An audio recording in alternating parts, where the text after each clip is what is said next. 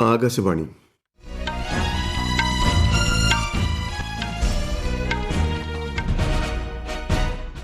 നമസ്കാരം. വാർത്തകൾ വായിക്കുന്നത് നരേന്ദ്രമോഹൻ.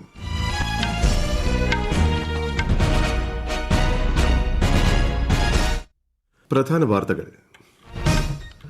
ഒന്നാം ഘട്ട ലോക്സഭാ തെരഞ്ഞെടുപ്പിനുള്ള വിജ്ഞാപനം കേന്ദ്ര തെരഞ്ഞെടുപ്പ് കമ്മീഷൻ നാളെ പുറപ്പെടുവിക്കും. ക്രമീകരണങ്ങൾ സ്വതന്ത്രവും നീതിപൂർവവുമാകണമെന്ന് സംസ്ഥാന ജില്ലാ ഭരണകൂടങ്ങൾക്ക് കമ്മീഷന്റെ നിർദ്ദേശം. രാജ്യത്താകെ തെരഞ്ഞെടുപ്പ് പ്രചാരണം സജീവം. NDAയുടെ പ്രചാരണത്തിനായി പ്രധാനമന്ത്രി നരേന്ദ്രമോദി പാലക്കാട് റോഡ് ഷോയിൽ പങ്കെടുത്തു. പ്രകടന പത്രികയുടെ കരട് കോൺഗ്രസ് പ്രവർത്തക സമിതി ചർച്ച ചെയ്തു. പൌരത്വ ഭേദഗതി നിയമം സ്റ്റേ ചെയ്യണമെന്ന ആവശ്യം നിരസിച്ച് സുപ്രീംകോടതി. 3 ആഴ്ചയ്ക്കകം മറുപടി നൽകാൻ കേന്ദ്ര സർക്കാരിന് നിർദ്ദേശം. രാഷ്ട്രീയ ലോക് ജൻശക്തി പാർട്ടി നേതാവ് പശുപതി കുമാർ പാരസ് കേന്ദ്രമന്ത്രിസഭയിൽ നിന്നും രാജിവെച്ചു. ബീഹാറിൽ സീറ്റ് ലഭിക്കാത്തതിനെ തുടർന്നാണ് രാജി.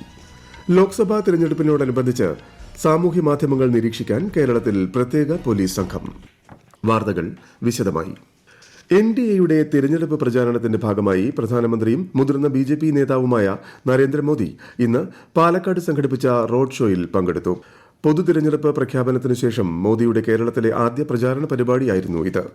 റോഡ് ഷോയിൽ പ്രധാനമന്ത്രിക്കൊപ്പം BJP സംസ്ഥാന അധ്യക്ഷൻ K. സുരേന്ദ്രനും പാലക്കാട്, പൊന്നാനി എന്നീ ലോക്സഭാ മണ്ഡലങ്ങളിലെ NDA സ്ഥാനാർത്ഥികളും പങ്കെടുത്തു. റോഡ് ഷോയ്ക്കു ശേഷം അദ്ദേഹം തമിഴ്നാട്ടിലെ സേലത്ത് ഒരു തെരഞ്ഞെടുപ്പ് പൊതുയോഗത്തെ അഭിസംബോധന ചെയ്തു. PMKയുമായുള്ള സീറ്റ് വിഭജനത്തെ തുടർന്ന് NDAയ്ക്ക് പുതിയ ഊർജ്ജം ലഭിച്ചെന്നും പ്രധാനമന്ത്രി സേലത്ത് പറഞ്ഞു. തമിഴ്നാട്ടിൽ ലോക്സഭാ തെരഞ്ഞെടുപ്പിൽ പാട്ടാളി മക്കൾ കച്ചി പാർട്ടിയുമായി BJP സഖ്യമുണ്ടാക്കി. 10 മണ്ഡലങ്ങളിൽ PMK മത്സരിക്കും. PMK സ്ഥാപകൻ S. രാമദോസ്, PMK അധ്യക്ഷൻ അൻപുമണി രാമദോസ്, BJP സംസ്ഥാന അധ്യക്ഷൻ K. അണ്ണാമലൈ എന്നിവർ സീറ്റ് വിഭജന ചർച്ചയിൽ പങ്കെടുത്തു. ലോക്സഭാ തെരഞ്ഞെടുപ്പിനുള്ള പ്രകടന പത്രിക സംബന്ധിച്ച ചർച്ചകൾക്കായി കോൺഗ്രസ് പ്രവർത്തക സമിതി യോഗം ന്യൂഡൽഹിയിൽ ചേർന്നു. പാർട്ടി അധ്യക്ഷൻ മല്ലികാർജ്ജുൻ ഖാർഗെ, മുതിർന്ന നേതാക്കളായ സോണിയാഗാന്ധി, രാഹുൽ ഗാന്ധി, പ്രിയങ്ക ഗാന്ധി, P. ചിദംബരം, KC വേണുഗോപാൽ തുടങ്ങിയവർ യോഗത്തിൽ പങ്കെടുത്തു. കർഷകർ, യുവജനങ്ങൾ, വനിതകൾ, തൊഴിലാളികൾ തുടങ്ങിയ വിഭാഗങ്ങളുടെ ക്ഷേമത്തിന് ഊന്നൽ നൽകുന്നതായിരിക്കും കോൺഗ്രസിന്റെ പ്രകടന പത്രികയെന്ന് മല്ലികാർജ്ജുൻ ഖാർഗെ സമൂഹമാധ്യമത്തിൽ കുറിച്ചു. രാജ്യം മാറ്റം ആഗ്രഹിക്കുന്നതായും അദ്ദേഹം പറഞ്ഞു.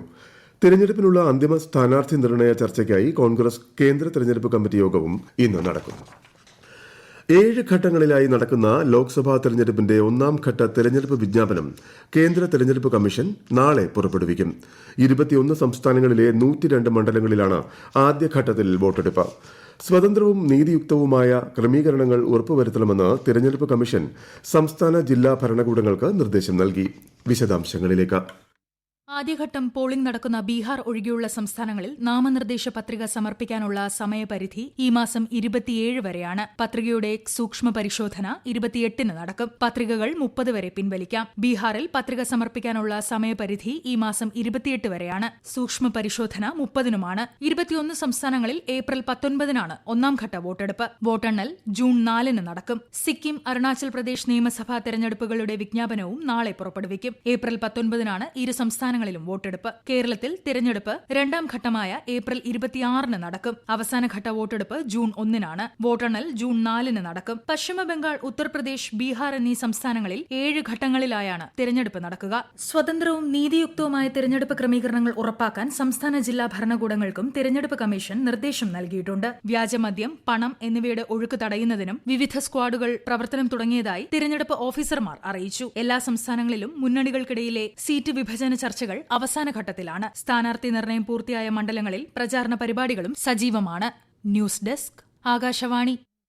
കേരളം ഉൾപ്പെടെയുള്ള സംസ്ഥാനങ്ങളിലെ ലോക്സഭാ തെരഞ്ഞെടുപ്പിനുള്ള വിജ്ഞാപനം ഈ മാസം 28-ന് പുറപ്പെടുവിക്കും. 13 സംസ്ഥാനങ്ങളിലെ 89 മണ്ഡലങ്ങളിലാണ് ഏപ്രിൽ 26-ന് രണ്ടാം ഘട്ടത്തിൽ വോട്ടെടുപ്പ്. അടുത്ത മാസം 4 വരെ നാമനിർദ്ദേശ പത്രിക സമർപ്പിക്കാം. ഏപ്രിൽ 5-നാണ് സൂക്ഷ്മ പരിശോധന. ഏപ്രിൽ 8 വരെ പത്രിക പിൻവലിക്കാൻ അവസരമുണ്ട്. കേന്ദ്രഭരണ പ്രദേശമായ ജമ്മുകശ്മീരിൽ വരാനിരിക്കുന്ന ലോക്സഭാ തെരഞ്ഞെടുപ്പിന്റെ സുഗമമായ നടത്തിപ്പിനായി വിവിധ സേനാ വിഭാഗങ്ങളെ അണിനിരത്തുമെന്ന് അധികൃതർ അറിയിച്ചു.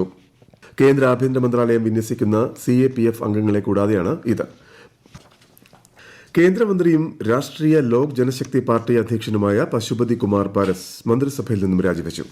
ബീഹാറിൽ രാഷ്ട്രീയ ലോക് ജനശക്തി പാർട്ടിക്ക് സീറ്റ് ലഭിക്കാത്തതിനെ തുടർന്നാണ് രാജി. ന്യൂഡൽഹിയിൽ മാധ്യമങ്ങളോട് സംസാരിക്കവെയാണ് തന്റെ പാർട്ടിയോട് അനീതി കാണിച്ചെന്ന് ആരോപിച്ച് പരസ് രാജി പ്രഖ്യാപിച്ചത്. പൌരത്വ ഭേദഗതി നിയമം ചോദ്യം ചെയ്ത് സമർപ്പിച്ച ഹർജികളിൽ മറുപടി നൽകാൻ കേന്ദ്ര സർക്കാരിന് സുപ്രീംകോടതി 3 ആഴ്ച സമയം നൽകി. കേന്ദ്രത്തിന്റെ വിശദീകരണം ഏപ്രിൽ 8-നകം സമർപ്പിക്കണം. കേസ് ഏപ്രിൽ 9-ന് വീണ്ടും പരിഗണിക്കും. Chief justice DY Chandrachud, justice Pardiwala, justice Manoj Mishra എന്നിവരടങ്ങിയ ബെഞ്ചാണ് ഹർജികൾ പരിഗണിച്ചത്. അതേസമയം നിയമം സ്റ്റേ ചെയ്യണമെന്ന ഹർജിക്കാരുടെ ആവശ്യം സുപ്രീംകോടതി നിരസിച്ചു. ലോക്സഭാ തെരഞ്ഞെടുപ്പിനോടനുബന്ധിച്ച് വോട്ടർ പട്ടികയിൽ ഇതുവരെ പേര് ചേർത്തിട്ടില്ലാത്തവർക്ക് ഈ മാസം 25 വരെ പേര് ചേർക്കാൻ അവസരം. നാമനിർദ്ദേശ പത്രിക സമർപ്പിക്കാനുള്ള അവസാന തീയതിയുടെ 10 ദിവസം മുൻപ് വരെയാണ് വോട്ടർ പട്ടികയിൽ പേര് ചേർക്കാൻ അവസരമുള്ളത്. ഈ വാർത്തകൾ ആകാശവാണിയിൽ നിന്ന്. ആകാശവാണി വാർത്തകളും വാർത്താധിഷ്ഠിത പരിപാടികളും all India radio news Thiruvananthapuram എന്ന യൂട്യൂബ് ചാനലിൽ ലഭ്യമാണ്. കൂടുതൽ വാർത്തകൾക്കായി @all India radio news Thiruvananthapuram എന്ന ഫേസ്ബുക്ക് പേജും @AR_News_TVM എന്ന എക്സ് ഹാൻഡിലും സന്ദർശിക്കാം. പാലക്കാട്ടെ RSS നേതാവ് ശ്രീനിവാസനെ കൊലപ്പെടുത്തിയ കേസിലെ നിരോധിത സംഘടനയായ പോപ്പുലർ ഫ്രണ്ട് ഓഫ് ഇന്ത്യയുടെ നേതാവ് അറസ്റ്റിൽ. സംഘടനയുടെ പ്രധാന അംഗമായ ഷെഫീഖിനെ ദേശീയ അന്വേഷണ ഏജൻസിയാണ് അറസ്റ്റ് ചെയ്തത്. 2022 ഏപ്രിൽ 16-ന് പാലക്കാട് ശ്രീനിവാസനെ കൊലപ്പെടുത്തിയതിനു ശേഷം ഇയാൾ ഒളിവിലായിരുന്നു.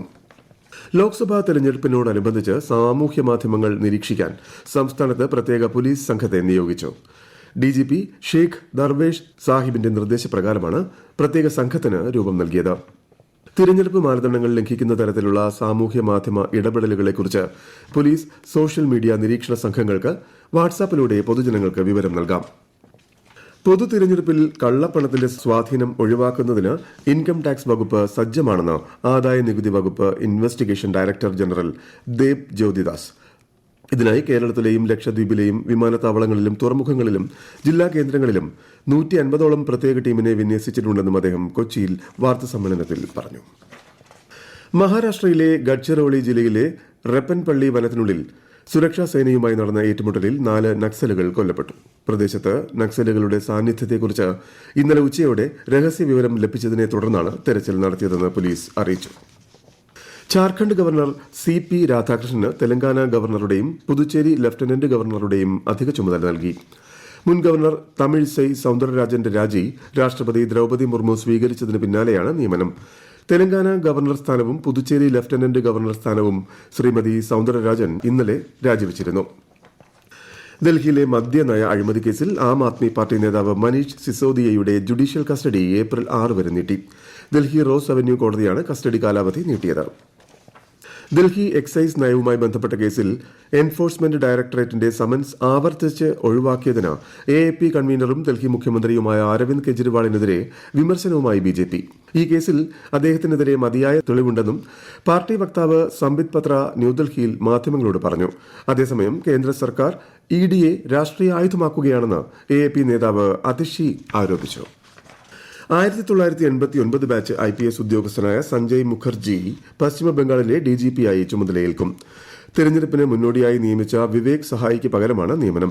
നേരത്തെ ഫയർ ആൻഡ് എമർജൻസി സർവീസുകളുടെ ചുമതലയാണ് അദ്ദേഹം നിർവഹിച്ചിരുന്നത്. ഇടുക്കി മാങ്കുളം ആനക്കുളം റോഡിൽ വിനോദസഞ്ചാരികളുമായി വന്ന ട്രാവലർ കൊക്കയിലേക്ക് മറിഞ്ഞ് 3 പേർ മരിച്ചു.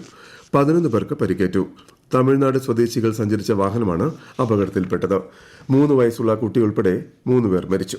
പരിക്കേറ്റവരിൽ 2 പേരുടെ നില ഗുരുതരമാണ്. പരിക്കേറ്റവരെ അടിമാലി താലൂക്ക് ആശുപത്രിയിൽ പ്രവേശിപ്പിച്ചു. കേരളത്തിൽ കനത്ത ചൂട് തുടരുന്നു. 10 ജില്ലകളിൽ നാളെ വരെ കേന്ദ്ര കാലാവസ്ഥാ വകുപ്പ് മഞ്ഞ ജാഗ്രത പ്രഖ്യാപിച്ചു. പാലക്കാട്, കൊല്ലം ജില്ലകളിൽ ഉയർന്ന താപനില 39 ഡിഗ്രി സെൽഷ്യസ് വരെയും ആലപ്പുഴ, കോഴിക്കോട് ജില്ലകളിൽ ഉയർന്ന താപനില 38 ഡിഗ്രി സെൽഷ്യസ് വരെയും ഉയരാൻ സാധ്യതയുണ്ട്. പ്രധാന വാർത്തകൾ വീണ്ടും. 1ാം ഘട്ട ലോക്സഭാ തെരഞ്ഞെടുപ്പിനുള്ള വിജ്ഞാപനം കേന്ദ്ര തെരഞ്ഞെടുപ്പ് കമ്മീഷൻ നാളെ പുറപ്പെടുവിക്കും.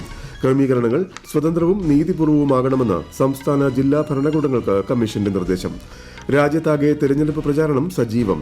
NDAയുടെ പ്രചാരണത്തിനായി പ്രധാനമന്ത്രി നരേന്ദ്രമോദി പാലക്കാട് റോഡ് ഷോയിൽ പങ്കെടുത്തു. പ്രകടന പത്രികയുടെ കരട് കോൺഗ്രസ് പ്രവർത്തക സമിതി ചർച്ച ചെയ്തു. പൌരത്വ ഭേദഗതി നിയമം സ്റ്റേ ചെയ്യണമെന്ന ആവശ്യം നിരസിച്ച് സുപ്രീംകോടതി. 3 ആഴ്ചയ്ക്കകം മറുപടി നൽകാൻ കേന്ദ്ര സർക്കാരിന് നിർദ്ദേശം. രാഷ്ട്രീയ ലോക് ജനശക്തി പാർട്ടി നേതാവ് പശുപതി കുമാർ പരസ് കേന്ദ്രമന്ത്രിസഭയിൽ നിന്നും രാജിവെച്ചു. ലോക്സഭാ തെരഞ്ഞെടുപ്പിനോടനുബന്ധിച്ച് സാമൂഹ്യ മാധ്യമങ്ങൾ നിരീക്ഷിക്കാൻ കേരളത്തിൽ പ്രത്യേക പോലീസ് സംഘം. വാർത്തകൾ കഴിഞ്ഞു. അടുത്ത വാർത്താ പ്രക്ഷേപണം 8:35.